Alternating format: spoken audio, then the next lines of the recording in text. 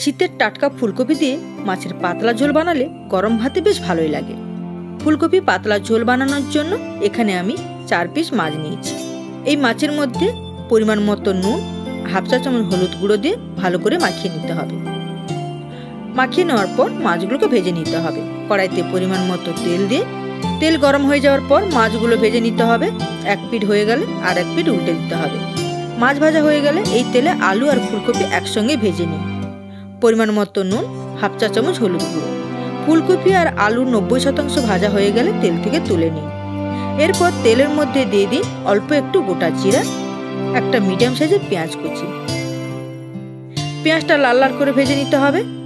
পেঁয়াজ লাল লাল করে ভাজা হয়ে গেলে এর মধ্যে দিয়ে দিন কিঞ্চি আদা বাটা, 1 চা চামচ লঙ্কার গুঁড়ো, 1 চা চামচ জিরার গুঁড়ো, 1 চা চামচ ধনিয়ার গুঁড়ো, হাফ চা চামচ হলুদ গুঁড়ো, একটা মিডিয়াম সাইজের টমেটো বাটা। অল্প জল দিয়ে মিশিয়ে পরিমাণ মতো নুন আর ব্যালেন্সের জন্য অল্প একটু চিনি।